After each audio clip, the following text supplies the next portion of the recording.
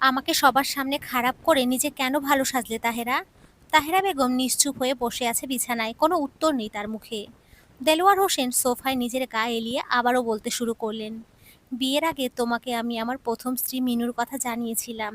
সবকিছু মেনেই হোক বা পরিস্থিতির শিকারই হোক, তুমি আমাকে বিয়ে করেছিলে। বিয়ের পরেও তোমাকে বারবার বলেছি আমাকে ডিভোর্স দিতে। তারপর তুমি লুকিয়ে অন্য দেশে চলে যাবে। আমিও আমার স্ত্রী সন্তানকে নিয়ে অন্য দেশে সেটেল হয়ে যাব। কেউ আমাদের আর খুঁজে পাবে না, কিন্তু সেবারেও তুমি রাজি হওনি। তোমার মায়ের সংসারের বাহানা দিয়েছিলে। আমি আমার স্ত্রী মিনুকে ভালোবাসি আর তার জীবন বাঁচানোর বিনিময়ে তোমাকে বিয়ে করেছি জেনেও তুমি আমাকে সিডিউস করে নিজের কাছে বারবার টানতে চেয়েছিলে, যদিও বা ব্যর্থ হয়েছো। একদিন তো খাবারের মধ্যে ড্রাগসও মিশিয়ে দিয়েছিলে। সেদিন ভাগ্যক্রমে আমি তোমার চক্রান্তে পা দেইনি। তারপর থেকে এই বাড়িতে আমি রাতে থাকা বন্ধ করে দেই। যেদিন রাত থাকতাম সেদিন বাহির থেকে খেয়ে আসতাম, অন্য রুমে ঘুমাতাম। সেদিনের ঘটনার পর তবু আমি তোমার উপরে রাগ করিনি, বারবার মনে হতো তোমার সাথে অন্যায় হয়েছে। যদিও বিয়েটা চুক্তির, তবুও আমার উপরে তোমার হক ছিল, যা আমি তোমায় দেইনি, তাই সব সময় অনুশোচনা হতো। তোমার সব রাগ জেদ মাথা পেতে মেনে নিতাম, কিন্তু তোমাকে কোনোদিনও ছুঁইনি, কারণ মিনু ছাড়া আমার উপরে দ্বিতীয় কোনো নারীর অধিকার নেই। তোমার একাকিত্ব কাটাতে আমি তোমার পড়াশোনা আবার শুরু করিয়ে দিই, তোমার ব্যবসা খুলে দিই। তুমি যখন তোমার সহপাঠী সমীরের সাথে অবৈধ সম্পর্কে জড়িয়ে গেলে তখনও আমি চুপ ছিলাম। ভেবেছিলাম এবার হয়তো নিজের জীবনকে গুছিয়ে নেবে। এ পর্যায়ে তাহেরা অবাক হয়ে তাকিয়ে জিজ্ঞেস করলো, তুমি জানতে? দেলোয়ার হালকা হেসে বলল, হ্যাঁ জানতাম। সমীরের পেছনে যে তুমি লাখ লাখ টাকা উড়িয়েছো সেটাও আমি জানতাম। কিন্তু সমীর তোমাকে ব্যবহার করে, তোমার টাকায় জার্মানিতে সেটেল হয়ে যায়। এরপর যখন বাবা মারা গেলেন তখনও তোমাকে বলেছিলাম আমাকে ডিভোর্স দিতে। তুমি রাজি হওনি, তুমি আমাকে সেদিন নাফিসের বাহানা দিয়েছিলে। কিন্তু সত্যি বলতে তুমি নাফিসকে কোনো দিন নিজের সন্তান মনেই করনি। নাফিসের প্রতি কোনোদিন তোমার টানই ছিল না। বলতে পারবে যে নাফিসকে কোনোদিন তুমি বুকে নিয়েছো? নাফিস তো মায়ের গন্ধটাই চেনে না। তুমি আমাকে ডিভোর্স দিতে চাওনি, কারণ তুমি আমার স্ত্রী হওয়ার পরিচয়টা হারাতে চাওনি। কিন্তু ঠিকই গোপনে নিজের শোরুমের ম্যানেজারের সাথে অবৈধ সম্পর্ক ছিল। তাহেরা এবার হেসে দিল, তারপর তাচ্ছিল্যের হেসে বলল, নাফিসকে কি করে নিজের বুকে টেনে নিতাম বলো? নাফিস তো আমার সন্তানই না। তুমি এটা কিভাবে জানলে তাহেরা? সেদিন হসপিটালে আমি মৃত সন্তান প্রসব করেছিলাম। আমার সিজার হলেও আমি পুরোপুরি অচেতন হইনি। নার্সের কথা শুনেছিলাম, পরে যখন জীবিত সন্তান হাতে পেলাম বেশ অবাক হয়েছিলাম। এরপর নার্সকে আমি টাকা দিয়ে সত্য জানতে পারি আমি মৃত সন্তান প্রসব করেছিলাম, এবং ইনজুরির কারণে আর কখনো মা হতে পারবো না। তাই তুমি আর একটা নবজাতককে নিয়ে এসে আমার কোলে আমার সন্তান বলে চালিয়ে দিয়েছিলে। মূলত নাফিস কারো অবৈধ কাজের ফল, যাকে তার মা জন্মের পরে ফেলে গিয়েছিল। আর সেই অবৈধ রক্তকে তুমি আমার কোলে তুলে দিয়েছিলে। কি করে নাফিসকে আমি বুকে টেনে নিতাম বলো? দেলোয়ার, তুমি ভেবেছিলে যে আমি আর বাচ্চা জন্ম দিতে পারবো না। এটা শুনলে তোমার বাবা তোমাকে আবার কোনো বড়লোক ঘরের মেয়ের সাথে বিয়ে দেবে, কারণ মিনু আপাকে তারা কোনো দিনও মেনে নিত না। এই ভয়ে তুমি এই খেলাটা খেলেছো। অন্যদিকে আমিও ভাবলাম যে ডিভোর্সি হওয়ার পর আমারও আর দ্বিতীয় বিয়ের সম্ভাবনা নেই, কারণ আমি বন্ধ্যা। তাই আমিও নিয়তিকে মেনে নিলাম। সমাজের সামনে তোমার স্ত্রী আর গোপনে পরকীয়ায় জড়ালাম। তোমার জন্য অপেক্ষা করাও বন্ধ করে দিলাম। দেলোয়ার এবার হেসে বলল, তাহেরা, আমি যা করেছি তোমার কথা ভেবেই করেছিলাম, যাতে কেউ তোমাকে বন্ধ্যা বলে তুচ্ছ তাচ্ছিল্য না করে। তাহেরা এবার নিজে থেকেই বলল, হয়তোবা বাকি জীবনটাও এভাবেই কাটিয়ে দিতাম, কিন্তু সোনার থেকে শিখেছি এবার জীবন একটাই, মরীচিকার পেছনে ছুটে এটাকে নষ্ট করার কোনো মানেই হয় না। আর তুমি আমার জন্য মরীচিকা ছাড়া আর কিছুই না দেলোয়ার। তাহলে তাই সই, ডিভোর্স পেপার পেয়ে যাবে। তোমার কোনো দাবি থাকলে বলো। হুম, দাবি নেই, কিছু জানার ছিল। বলো। এই 30 বছরে কি একটি দিনের জন্য আমার প্রতি তোমার ভালোবাসা জাগেনি? আমাকে একটিবার ছুঁয়ে দিতে মন চায়নি? দেলোয়ার হাসলো, তারপর বলল, যদি সত্যিটা শুনতে চাও তাহলেও তোমার প্রতি সহানুভূতি ছাড়া আর কোনো আবেগই কাজ করতো না। আমি আমার মিনুকে ভয়ঙ্করভাবে ভালোবাসি। তুমি যখনই আমার সামনে আসতে আমি চোখ বন্ধ করে আমার মিনুকে দেখার চেষ্টা করতাম। আমি আমার মিনুর শরীরকে ভালোবাসিনি, ওর আত্মাটাকে ভালোবেসেছি। যার কারণে পৃথিবীর সবচেয়ে সুন্দর মেয়েটিও যদি আমার সামনে এসে দাঁড়ায়, তবু আমি তার দিকে তাকাবো না, কারণ আমার মিনুই আমার সব। তাহেরা স্লান হেসে বলল, আপা সত্যি অনেক ভাগ্যবতী। দেলোয়ারও বিনিময়ে হেসে পাশের ঘরে চলে গেল। তাহেরা চোখ বুজে এতক্ষণ ধরে রাখা চোখের জল ছেড়ে দিল। নয়ন, তোর সাথে আমার কথা আছে। সুনয়না তাকিয়ে বলল, বলো। জীবন নিয়ে কি ভেবেছিস? এভাবে একা কাটিয়ে দিবি নাকি বিয়ে শাদিও করবি? একা থাকবো কেন? আমি কি পাপ করেছি? তাহলে আমি কেন শাস্তি পাবো? নাফিস সুখে সংসার করবে আর আমি একা ওর বিরহে জীবন পার করব? ভালো ছেলে পেলে অবশ্যই বিয়ে করব। তাইলে আমার ভাইকেই কর, ভাই এখন পর্যন্ত তোর অপেক্ষায় আছে নয়ন। এটা হয় না নিঝাম, আমি ভালো কাউকে ডিজার্ভ করি সত্যি, কিন্তু নওরোজ ভাইকে না, আমি নওরোজ ভাইয়ের মতো শুদ্ধ পুরুষকে ডিজার্ভ করি না নিঝাম। শুনতে তিতা হলেও এটাই সত্যি যে আমার শরীরে আরেক পুরুষের স্পর্শ আছে, যেখানে তোর ভাই এখন পর্যন্ত শুদ্ধ। তোর ভাইয়ের ভালোবাসাটাও তার মতোই শুদ্ধ, কিন্তু আমি তো তাকে তার মতো ভালোবাসতে পারবো না নিঝাম। সে একদম শুদ্ধ কাউকে ডিসার্ভ করে। নিঝাম এবার বিরক্ত হয়ে বলল, নয়ন তুই জানিস আমি যা বলি ডিরেক্ট বলি। বিশ্বাস কর, তোর সাথে আমার আর দেখা করার ইচ্ছাই ছিল না। তুই ভালো করেই জানতি তোকে আমি নিজের বোনের মতো ভালোবাসতাম। তুই ছাড়া আমার কোনো কাছের বান্ধবী কখনোই ছিল না। কিন্তু তুই কি করলি? বিয়ের পর নাফিসের খুশির জন্য আমার সাথে কথা বলা বন্ধ করে দিলি। এটাকে কি বন্ধুত্ব বলে নয়ন? কিন্তু সেদিন তোর পোস্ট দেখে আমার ভাই আমাকে রিকোয়েস্ট করে তোর কাছে পাঠিয়েছে, যাতে তুই একাকিত্বে কষ্ট না পাস। আমার ভাই নিজের চাকরি বাসা সব ছেড়ে আবার দেশে ফিরে এসেছে শুধুমাত্র তোর জন্য, যাতে এবার সে তোকে না হারায়। আর তুই আছিস তোর এই আজাইরা শুদ্ধ অশুদ্ধ নিয়ে। শোন নয়ন, এবার যদি আমার ভাই তোর জন্য কষ্ট পায় আমি আর তোকে ক্ষমা করব না, বলেই চলে গেল নিঝাম। এদিকে স্তব্ধ হয়ে বসে আছে সুনয়না, কি করবে সে? মনকে সায় দেবে নাকি মস্তিষ্ককে, জানে না সে। ভাগ্যের উপর এবার ছেড়ে দেবে সেসব। আমজাদ আহসান মেয়ের পাশে মেয়ের হাত ধরে বসে আছেন। তার শান্ত কণ্ঠে বললেন, মা আমি জানি তোর মানসিক অবস্থা কেমন, কিন্তু বাবা হিসেবে আমারও তো চিন্তা হয়। এতদিন তুই যা চেয়েছিস তুই বলা মাত্র তোর পায়ের কাছে এনে দিয়েছি, কিন্তু এবার আমি তোর কাছে কিছু চাইবো, মানা করিস না রে মা। শোনোয় না তার বাবার দিকে তাকিয়ে মিষ্টি হেসে বলল, কি চাও তুমি বাবা? তুমি যা চাবে তা যদি আমার সাধ্যের মধ্যে হয় তাহলে অবশ্যই দেব আমি বাবা। মা আজকে নওরোজ বাবা অফিসে এসেছিল, সরাসরি তোর জন্য বিয়ের প্রস্তাব দিয়েছে, আমি মানা করতে পারিনি রে মা। ছেলেটাকে আমার আগে থেকেই ভালো লাগতো, তুই যখন ক্লাস 10-এ তখনই ছেলেটা আমার কাছে তোর হাত চেয়েছিল। বলেছিল সে যখন চাকরি পাবে তখন যেন তোকে তার হাতে তুলে দেই। আমিও তাকে কথা দিয়েছিলাম, ছেলেটা সেদিন খুশিতে আমার সামনে কেঁদে ফেলেছিল। কিন্তু পরে তো তুই নাফির সাথে জড়িয়ে গেলি, আমিও তোর ইচ্ছার বিরুদ্ধে যেয়ে কিছু করিনি। কিন্তু মা ভাগ্য আবার আমাকে সুযোগ দিয়েছে নিজের করা ওয়াদা পূর্ণ করার। মা আমাকে ফিরিয়ে দিস না, এইবার বাবার পছন্দটাকে একটু প্রাধান্য দে। বাবা তোর কাছে আর কিচ্ছু চাইবো না মা। বাবার কথা শুনে সুনয়না বুঝে উঠতে পারছে না কি করবে। সকালে নিঝাম আর এখন বাবা, বাধ্য হয়ে সুনয়না বলল, আমাকে আজকে রাতটা সুযোগ দেবে বাবা, কাল সকাল পর্যন্ত সময় দেবে বাবা। আমজাদ সাহেব মেয়ের মাথায় পরম যত্নে হাত বুলিয়ে সম্মতি দিয়ে মেয়ের ঘর থেকে চলে গেলেন। বারবার নওরোজের ফোন বেজে উঠছে। ঘুমের মধ্যে সে বারবার কেটেও দিচ্ছে, শেষে বিরক্ত হয়ে ফোন রিসিভ করতেই ওপাশ থেকে আসা মেইলি কণ্ঠে শরীর জমে গেল নওরোজের। সত্যি কি সে ফোন করেছে? এদিকে সুনয়না সালাম দিয়ে সালামের জবাবের জন্য বসে আছে। এদিকে কয়েক সেকেন্ড অতিবাহিত হওয়ার পরেও যখন ওপাশ থেকে উত্তর এলো না, বাধ্য হয়ে সুনয়না আবার বলল, আসসালামু আলাইকুম নওরোজ ভাই, আপনি কি আমার কথা শুনতে পাচ্ছেন? এবার হুঁশ ফিরল নওরোজের, কণ্ঠে স্বাভাবিকতা বজায় রেখে বলল, হ্যাঁ নয়ন বল, শুনছি। সুনয়না নওরোজের সাথে যখনই কথা বলে তখনই অবাক হয়। এতটা ভালোবেসে কি কারণে নিজের অনুভূতি এভাবে লুকিয়ে রাখতে পারে এই লোক? এই যে এখনো এমনভাবে কথা বলছে যেন সে কিছুই জানে না, কিছুই করেনি। কিন্তু দিব্যি তার বাবার কাছে বিয়ের প্রস্তাব দিয়ে এসেছে। আচ্ছা, এই যুগে এসেও কি এইভাবে ভালোবাসা যায়?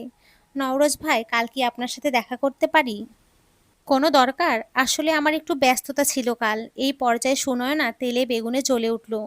রাগের মাথায় বলল, তোর ভাব নিয়ে তুই মরগা, এতই যখন ব্যস্ততা তাইলে বিয়ের প্রস্তাব দিছস কেন? তোর এই এক্সট্রা ভাব আর ইগোর জন্য তুই 10 বছর আগে আমাকে হারাইছিস, এবার আবার হারাবি। ওই তুই বিয়া করবি আমাকে না বলে আমার বাপের লগে তোর এত আলাপ কিসের, হ্যাঁ? যা তুই আমার বাপরে বিয়া কর। সবাই কয় তুই বলে আমারে ভালোবাসিস। আমি ক্লাস 8-এ থাকতে নাকি বিয়ের প্রস্তাব দিছিলি। ওই শালা, আমারে একবারও কইছিলি তুই আমাকে ভালোবাসিস? সামনে দাঁড়ালেই তো মারতি ধমক, খাইটাসের মতো আচরণ করতি। যেদিন আমার সামনে আয়সা দাঁড়াই থাকে আমার বিয়ের জন্য প্রপোজ করবি সেদিন আমি তোর কথা ভাববো। না হলে আমি মহিলা কলেজের সামনে ফুচকার দোকানদারকে বিয়া করলেও তোরে বিয়া করব না। রসকসহীন পুরুষ বলে ফোনটা কেটে সাইলেন্ট করে ঘুমিয়ে পড়ল সুনয়না। এদিকে সুনয়নার তুই তোকারি শুনে স্তব্ধ হয়ে গিয়েছিল নওরোজ।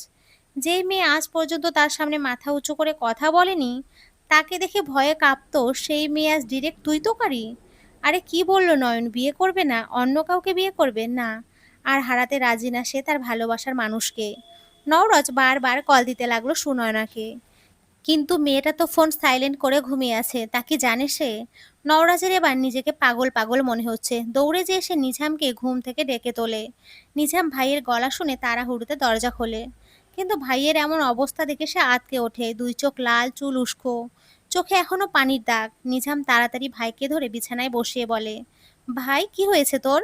নওরাজ এবার বোনের সামনে কেঁদে দেয়, বলে, তোর বান্ধবী আমার ফোন ধরছে না বনু, ওকে একটু বল না আমার উপরে রাগ না করতে। আমি ওর মনের মতো হব, প্লিজ ওকে বল আমার সাথে কথা বলতে। নিজাম কিছু একটা ভেবে বলল, বলতো ভাইয়া কি হয়েছে? নওরাজ এবার সব খুলে বলল তাকে। নিজাম ভাইয়ের উপরে বেজায় বিরক্ত হয়ে বলল, নয়ন তোকে নিজে ফোন দিয়ে দেখা করতে বলেছে, তুই এত ভাব নিতে গেলি কেন? তুই নিজেও জানিস তোর হাজার খান ব্যস্ততা থাকলেও তোর কাছে নয়ন সবার আগে। আর নয়ন ভুল কি বলেছে? তুই যদি আগেই নয়নকে নিজের মনের কথা বলতি, ওকে একটু স্পেশাল ফিল করাতি, ওকে ইমপ্রেস করতি, ওকে তোর জন্য অপেক্ষা করতে বলতি, তাহলে সুনয়না কোনোদিনও ওই লম্পট নাভিসের চক্করে পড়তো না। নিজাম একটু থেমে আবার বলতে শুরু করলো, তুই জানিস ওই নাফিস নয়নকে ইমপ্রেস করতে কি কি করেছে? নয়ন একবার রাত ৩টায় বলেছে আইসক্রিম খাবে, নাফিস সেই রাত ৩টায় আইসক্রিম কই থেকে জানি জোগাড় করে নয়নদের গেটের সামনে রেখে গেছে। বৃষ্টির দিনে নয়নের জন্য গরম গরম খিচুড়ি, মুরগির মাংস, নুডলস রান্না করে আনতো। নয়নের পিঙ্ক কালার পছন্দ বলে সে পিঙ্ক টি শার্ট পরে নয়নের সাথে দেখা করতো। এরকম হাজারটা উদাহরণ আছে ভাই। আর তুই? নয়ন তোর সামনে আসলে ওকে ঝাড়ি মারতি, মেয়েটা তোকে বাঘের মতো ভয় পেত। আচ্ছা নিজেকে নয়নের জায়গায় রাখ, আর একটা পয়েন্ট দে যেটার উপর ভিত্তি করে নয়ন তোকে ভালোবাসবে। অ্যাটলিস্ট তুই যদি নয়নকে একবার নিজের মনের কথাটা বলতি, বাকিটা আমি ম্যানেজ করে নিতাম। কিন্তু তুই তো মনের কথা মনেই রেখে দিয়েছিলি। নাফিস যখন নয়নকে ইমপ্রেস করতে ব্যস্ত, তুই ব্যস্ত ছিলি ক্যারিয়ার নিয়ে। তোকে অনেকবার আমি সতর্ক করেছিলাম, কিন্তু তুই এত বেশি ওভার কনফিডেন্ট ছিলি যে তুই আর আঙ্কেল নয়নকে এসে ২-৪টা থাপ্পড় মারবি আর ওই ভয়ে তোকে বিয়ে করতে রাজি হয়ে যাবে। ভাই আমরা মেয়েরা ভালোবাসার পাগল, যেখানে ভালোবাসা পাবো সেখানেই ছুটবো। তুই ভালোবাসার গাছ লাগিয়েছিলি সত্যি, কিন্তু সেটার যত্ন নিতে পারিসনি, যার কারণে সে আরেকজনের হাত ধরে চলে গিয়েছিল। আর আজও নয়ন নিজে থেকেই তোর কাছে আসতে চেয়েছিল, আর তুই কি করলি? এক্সট্রা ভাব দেখায় দূরে সরিয়ে দিলি। ভাই তোর ওর বাপরে ইমপ্রেস করে কি লাভ? যারে বিয়া করবি তারে আগে ইমপ্রেস কর। নওরাজ এতক্ষণ সব শুনলো, বুঝলো নিজের করা ভুলগুলো। মাথা নত করে বসে থাকলো কিছুক্ষণ, তারপর গাড়ি নিয়ে বেরিয়ে পড়লো তার গন্তব্যে। নিঝাম শুধু চেয়ে দেখলো ভাইয়ের প্রস্থান। এত রাতে দরজা ধাক্কানোর শব্দে ঘুম ছুটে গেল সুনয়নার। এত রাতে আবার কার কি হলো? মেয়ের গায়ে ভালো করে কাঁথা জড়িয়ে বের হয়ে আসলো সুনয়না, কিন্তু বাইরে বেরিয়ে যে তার আক্কেল গুরুম অবস্থা। সোফায় বসে আছে নওরোজ। এত রাতে এই লোক এখানে কি করে? মনে মনে ভাবলো সুনয়না। গিয়ে দাঁড়ালো নওরোজের সামনে। নওরোজ সুনয়নার উপস্থিতি টের পেয়ে চোখ তুলে সেদিকে তাকালো। চোখজোড়া তার লাল টকটকে হয়ে আছে, মনে হচ্ছে কেউ টোকা দিলে এক্ষুনি রক্ত গড়িয়ে পড়বে। মানুষটা যে কেঁদেছে এটা যে কেউ এক দেখায় বলে দিতে পারবে। ওর ভাবনার মাঝে আমজাদ আহসান বলে উঠলেন, নয়ন মা, নওরোজ বাবা তোর সাথে একটু আলাদা কথা বলতে চাই, তুই যদি রাজি থাকিস। সুনয়নাদের বাসার পশ্চিমে বড় বারান্দাটায় বসে আছে সুনয়না আর নওরোজ। সুনয়না তখন থেকে হাঁসফাঁস করছে লজ্জায়, তার ফোনে বলা ওইসব কথাগুলোর জন্য। ও কি আর জানতো নাকি রাতেই নওরোজ ভাই এখানে চলে আসবে? এদিকে নওরোজ ৫ মিনিট যাবৎ মাথা নিচু করে বসে আছে। শেষে সুনয়নাই বলে বসলো, নওরোজ ভাই কিছু কি বলবেন? নওরাজ এবার চোখ তুলে তাকালো, ধীর স্বরে বলতে লাগলো, আমার বাবা মায়ের লাভ ম্যারেজ, বাবা ছিল মায়ের প্রতিবেশী। আমার শ্যাম বর্ণের মা কিশোরী বয়সে প্রেমে পড়েছিল আমার বাবার। মা পাগলের মতো ভালোবাসতো বাবাকে, কিন্তু বাবা সব সময় মাকে অবহেলার চোখেই দেখতো। কতবার যে মায়ের প্রস্তাব ফিরিয়ে দিয়েছে তার হিসেব নেই, কিন্তু আমার মা হাল ছাড়েনি, পড়েই ছিল তার পেছনে। এমনও হয়েছে বাবা তার ইউনিভার্সিটির অ্যাসাইনমেন্ট প্র্যাকটিক্যাল শিট মাকে দ্বারা লিখিয়ে নিত। ও বলতে ভুলেই গিয়েছি, আমার মা কিন্তু অনেক মেধাবী ছিল, খুলনা মেডিকেলে চান্সও পেয়েছিল, কিন্তু যখন দেখলো বাবা কোথাও চান্স পায়নি, প্রাইভেট ভার্সিটিতে পড়বে, আমার মা এক মুহূর্তও দেরি না করে সেই প্রাইভেট ভার্সিটিতে যেয়ে ভর্তি হলো, তাও আবার নিজের অপছন্দের সাবজেক্ট বিবিএতে। কিন্তু আমার বাবা সেটাতেও গলেনি, সে মায়ের ভালোবাসাকে উপেক্ষা করে প্রেমে পড়লো ইংলিশ ডিপার্টমেন্টের এক সুন্দরী আধুনিক নারীর প্রেমে। আমার মায়ের চোখের সামনে তারা হাত ধরে ঘোরাঘুরি করতো, আর আমার বোকা মা এত কিছুর পরেও তার অপেক্ষাতেই বসে থাকতো। কিন্তু একদিন সেই মেয়ে বাবাকে ছেড়ে এক ডাক্তারকে বিয়ে করে নেয়, কারণ ওই ডাক্তারের যোগ্যতা আর টাকা বাবার চেয়ে অনেক বেশি। আর বাবা তখন নতুন নতুন ২০,০০০ বেতনে চাকরিতে ঢুকেছে। প্রেমিকার প্রতারণায় আমার বাবা যখন প্রায় ছন্নছাড়া, তখন মা তার পাশে ঢাল হয়ে দাঁড়ায়। এদিকে আমার বাবাও তার প্রেমিকাকে ভুলতে মাকে গ্রহণ করে জাস্ট একটা অপশন হিসাবে। মাত্র ৩ মাসের প্রেমে তারা বিয়ে করে ফেলে। বিয়ের প্রথম বছরে আমি হই। এর পরের সময়গুলো সুন্দর কাটে তাদের, কিন্তু ধীরে ধীরে বাবার বেতন যত বাড়তে থাকে, মায়ের প্রতি তার অবহেলাও বাড়তে থাকে। বাসায় মা একটা পুরনো আসবাবপত্রের মতোই পড়ে থাকতো। এরই মধ্যে ভুল করে মা আবার কনসিভ করে। মায়ের পেটে তখন নিঝাম, বাবা বাচ্চাটা রাখতে চায়নি, মা জোর করে রেখেছিল। মার তখন ৭ মাস। একদিন মা হসপিটালে চেক আপ করতে যেয়ে দেখে বাবা আর একজন নারীর হাত ধরে আছে। বাবার কোলে ৩-৪ মাসের একটি বাচ্চা। বাবাও মাকে দেখে হকচকিয়ে যায়, কিন্তু তার চোখে কোনো অনুশোচনা ছিল না। পরবর্তী ঘটনা আরও মর্মান্তিক। বাবা মাকে সরাসরি বলেছিলেন। মা ছিল বাবার সাময়িক আবেগ, যেটা বিয়ের ৩ বছরের মধ্যেই কেটে যায়। সে প্রেমে পড়ে তার জুনিয়র কলিগের। তার কলিগও জানতো যে বাবা বিবাহিত, তার বাচ্চা আছে। তবু সে বাবার সাথে সম্পর্কে জড়ায়।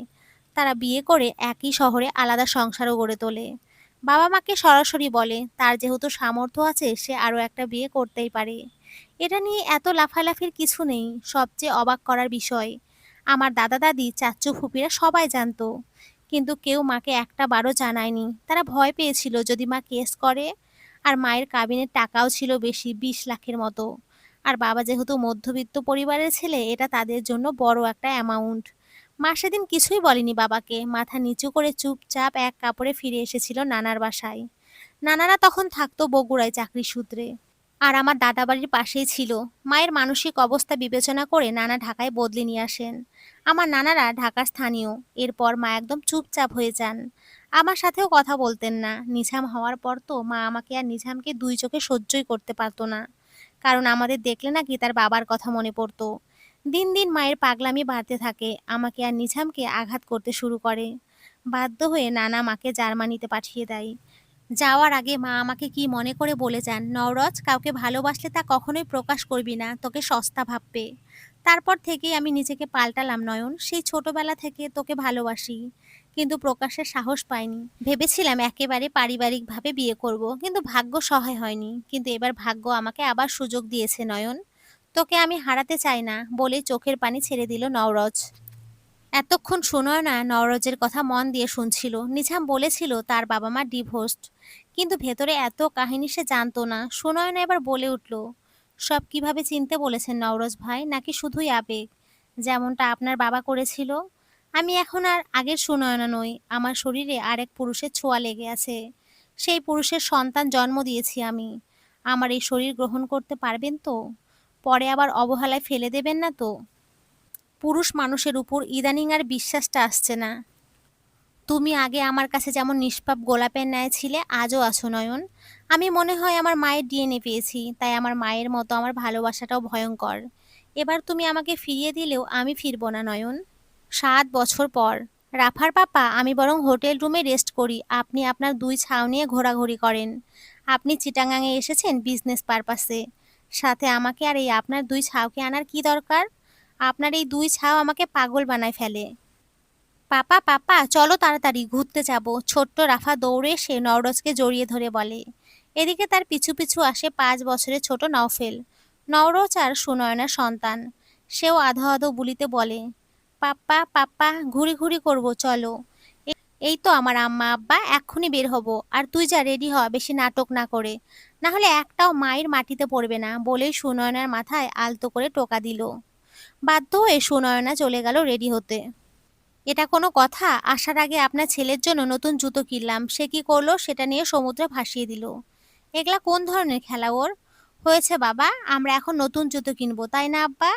ছেলেকে বুকে নিয়ে আদর করতে করতে বলল নওরোজ। হয়েছে, আপনার এইসব বেশি আহ্লাদের কারণে এই ২ ভাই বোন আরো দুষ্টু হচ্ছে। আরে দেখ, সামনে একটা বাটার শোরুম, চল।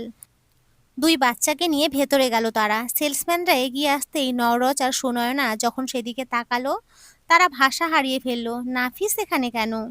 ওর বাসা তো রংপুরে। অবশ্য সুনয়নার সেসবের প্রতি আর আগ্রহ নেই। সে নিজের বর্তমান নিয়ে বেশ খুশি। স্বাভাবিকভাবেই সে ছেলের জন্য জুতো কিনে বেরিয়ে গেল। এদিকে বিল দিয়ে বের হওয়ার সময় নাফিস নওরোজকে থামিয়ে বলল, আমারে ক্ষমা করে দিয়েন নওরোজ ভাই। আপনার উপর সেদিন প্রতিশোধ নিতে আমি সুনয়নাকে নিজের প্রেমের জালে ফাঁসানোর ফন্দিয়াটি। মনে আছে আপনার? এলাকায় একটা মেয়ের ওড়না টেনে ধরার অপরাধে আপনি আমাকে আর আমার বন্ধুদের পিটিয়েছিলেন। সেই রাগ আপনার প্রতি আমার ছিল। পরে যখন জানতে পারলাম আপনি সুনয়নাকে ভালোবাসেন, তখনই আমি সিদ্ধান্ত নিই যে সুনয়নাকে এক রাতের জন্য বিছানায় নেব। কিন্তু মেয়েটা কোনো মতে বিয়ের আগে নিজের সতীত্ব হারাতে রাজি ছিল না। পরে ভেবে দেখলাম ভালো মেয়ে, বড়লোক ঘরের মেয়ে, ভালো ছাত্রী, ভালো চাকরিও পেল। তাকে বিয়ে করে ঘর করা যায়, তাই তো বিয়ে করে ফেললাম। কিন্তু বিয়ে করে মেয়েটাকে একটা নরক উপহার দিলাম। নিজের সন্তানকেও কোনোদিন ভালোবেসে বুকে টেনে নেইনি। যাই হোক, পাপের শাস্তি পাচ্ছি, যদিও সুনয়নার কাছে ক্ষমা চাওয়া উচিত। কিন্তু সেই মুখ নেই আমার। আপনি পারলে আমাকে ক্ষমা করে দিয়েন ভাই, বলে নাফিস চলে গেল। এদিকে নওরোজ গাড়িতে বসতেই সুনয়না তাকে মারল এক ধমক। হিসিয়ে বলল, কি পীড়িতের আলাপ করছিল ওই শয়তানটার সাথে? নওরোজ এবার আলগোছে স্ত্রীর হাতে হাত রেখে বলল, থাক না জান, ও শুধু তার পাপের জন্য ক্ষমা চাইলো, বাদ দাও। অতীতকে অতীতেই থাকতে দাও। গাড়ি ছেড়ে দিল তাদের। চলে গেল তারা নিজের গন্তব্যে। রাত 1:20। নিজের এক কামরার ঘরটায় সিগারেটের ধোঁয়া ওড়াচ্ছে নাফিস। একটার পর একটা সিগারেট জ্বালাতেই আছে। আজ বুকটায় প্রচণ্ড ব্যথা করছে তার। পুরো 7টা বছর পর সে তার মেয়েকে সামনাসামনি দেখলো আজ, কিন্তু তাকে স্পর্শ করার বা আগলে নেয়ার অধিকার নেই যে তার। তার এই অংশটাকে কিভাবে সে অবহেলায় ঠেলে দিয়েছিল সেদিন। রাফাত জন্মের পর একবারের জন্য বাচ্চাটাকে বুকে আগলে নেয়নি নাফিস। তার ছোট ছোট হাত পাগুলোতে চুমু এঁকে নেয়নি কখনো। আর এখন মন ছুটে যাচ্ছে তার পরীর মতো বাচ্চাটাকে একবার ছুঁয়ে দিতে, তার মুখে বাবা ডাক শুনতে। এসব ভাবতে ভাবতে নাফিসের মনে পড়ে গেল তার সেই অতীতের দিনটির কথা, যেদিন সে জেনেছিল সে কারো জারজ সন্তান। তাহেরা যেদিন চলে যায় সেদিন যাওয়ার আগেই সে নাফিসকে তার জন্ম পরিচয় জানিয়ে যায়। এদিকে দেলোয়ার হোসেনও নিজের স্ত্রী সন্তানদের কাছে ফিরে যায় এবং তাকে জানিয়ে দেয় এই বিষয় সম্পত্তির উপর একমাত্র তার স্ত্রী সন্তানদেরই অধিকার রয়েছে। এরপর নাফিস রংপুরে একটা ছোট্ট দোকানে কাজ নেয় আর শহর থেকে দূরে কম ভাড়ায় বাসা ভাড়া নেয়। কিন্তু একদিন সকালে হুট করে সুমির পেটে ব্যথা উঠলে তাড়াতাড়ি তাকে মেডিকেলে নিয়ে যাওয়া হয়। সেখানে তারা জানতে পারে আসলে সুমি প্রেগন্যান্টই না, ওর জরায়ুতে সিস্ট রয়েছে এবং সুমিকে বাঁচাতে হলে ওর জরায়ু কেটে ফেলতে হবে। জরায়ু কেটে ফেলার পর সুমি নিজের মাতৃত্ব হারিয়ে ফেলে। এভাবেই 1 বছর কেটে যায়। নাফিসও নিজের এই জীবন মেনে নেয়। নিজেকে শোধরানোর চেষ্টায় নেমে পড়ে সে। নিজের করা ভুলগুলো অনুধাবন করতে শুরু করে। যেই সম্পদ নিয়ে তার এত অহংকার ছিল, বাস্তবে তো কিছুই তার ছিল না। সে শুধুমাত্র কারো জারুর সন্তান ছাড়া আর কিছুই না। ভাগ্যক্রমে সুনয়নার মতো নিষ্পাপ একটা নারী এসেছিল তার জীবনে। সৃষ্টিকর্তা তাকে পরীর মতো ফুটফুটে একটা সন্তান দিয়েছিল, কিন্তু সব হারিয়েছে তার নিজের ভুলে। এভাবে আরো 6টা মাস কেটে যায়। সানা পাশে সরকারি কলেজে ভর্তি হয়। সে কলেজে ভর্তি হয়ে কিছু টিউশনি জোগাড় করে আর ম্যাচে সিট নেয়। এদিকে সুমির বাবার অসুস্থতা দিন দিন বাড়তে থাকে। আর সুমি, ওর যেন এই জীবন আর ভালো লাগছিল না। সে বড় হয়েছে বিলাসিতায়, আর এখন একবেলা ভাত কষ্ট করে জোটে তার পাতে। অন্যদিকে তার শরীর আর চেহারাও বেশ খারাপ হয়ে যাচ্ছিল, যত্ন আর দামি স্কিন প্রোডাক্টের অভাবে। ইদানিং নাফিসকেও সহ্য হচ্ছে না তার। কেন জানি ওকেই দায়ী মনে হয়, কিন্তু স্বার্থপর সুমির চোখে যেন নিজের অন্যায়টা দেখতেই পাচ্ছে না। সুমি এভাবেই একদিন 55 বছর বয়সী এক বৃদ্ধের সাথে জড়িয়ে যায়। মূলত সুমিরা যে এলাকায় থাকে ওখানেই কয়টি বাসার মালিক ওই লোক। প্রতি মাসে ভাড়া তুলতে এসে তার সাথে পরিচয়। পরে সে নাফিসকে ছেড়ে ওই লোকের রক্ষিতা হয়ে শহরে একটা ফ্ল্যাটে থাকতে শুরু করে। এবার সুমির বাবা সেই ধাক্কা মেনে নিতে পারেনি। সে নিজের শেষ নিঃশ্বাস ত্যাগ করে। এরপর সুমির মা তার ছোট মেয়ে সানার কাছে চলে যায়। আর সুমি মেতে থাকে নোংরামিতে। সেই লোক নিজের ব্যবসার লাভের জন্যও নাকি তার ব্যবসায়ীকে বন্ধুদের সাথে সুমিকে শুতে বাধ্য করত। কিন্তু একদিন সুমির উপরে এতটাও নির্যাতন করা হয়ে যায় যে সুমি মৃত্যুর মুখে ঢলে পড়ে। পরে তারা তাকে মেডিকেলের সামনে ফেলে চলে যায়। পরবর্তীতে সুমি নাফিসের কাছে ফিরে গেলে নাফিস তাকে ফিরিয়ে দেয়। তার 1 মাস পরেই নাফিস সারা জীবনের জন্য রংপুর ছেড়ে চিটাগাঙে চলে আসে। এখানে এখন সে একা থাকে। সবকিছু মনে করে নিজের কান্না করে দেয় নাফিস। সৃষ্টিকর্তার কাছে বারবার ক্ষমা চায় নিজের পাপের। নিঝাম এখন তার মায়ের কাছে থাকে জার্মানিতে। যদিও প্রথমে ভেবেছিল বিয়ে শাদী করবে না, কিন্তু জ্যাকসন নামের এক বিদেশি ছেলের ভালোবাসার চেয়েও সে ফিরিয়ে দিতে পারেনি। ছেলেটি অনাথ। পরবর্তীতে ইসলাম ধর্ম গ্রহণ করে সে। নিঝামকে বিয়ে করে। তাদের একটা কন্যা সন্তানও আছে, মোনালিসা। সুখী সে। সানা একটা মাল্টি ন্যাশনাল কোম্পানিতে চাকরি করে। জীবনে অনেক সংগ্রাম করে আজ সেই পর্যায়ে এসেছে। সে এখনো বিয়ে করেনি, চাকরি সূত্রে ঢাকায় থাকে। তার মা তার সাথেই আছে। এখন সে বেশ নীরব হয়ে গেছে। চুপচাপ থাকে সারাদিন। নিজের করা পাপের জন্য অনুশোচনা হয় তার। আর সুমি, সে এখন মানসিক ভারসাম্যহীন। তাকে সানা পাবনায় রেখে এসেছে। জীবনে এতগুলো ধাক্কা সে মেনে নিতে পারেনি। হাতে কফি নিয়ে বারান্দায় বসে আছে সুনয়না আর নওরাজ। নওরাজের কাঁধে আলতো করে মাথা রেখে চোখ বুজল নয়ন, তারপর বলল, তুমি আমার জীবনে আগে আসলে না কেন নওরজ? হয়তোবা ভাগ্যে তা লেখা ছিল না। যদি কোনোদিন আমার প্রতি মন উঠে যায়, তবে জেনে রেখো সেদিন আমার আত্মার শেষ দিন। বলেই সুনয়নাকে বুকে টেনে নিল, কপালে দিল ভালোবাসার স্পর্শ। ভালোবাসা সুন্দর যদি জীবনে সঠিক মানুষ আসে। তো বন্ধুরা, আজকের এই গল্পটি এই পর্যন্তই। তোমরা সকলে খুব ভালো থেকো, সুস্থ থেকো।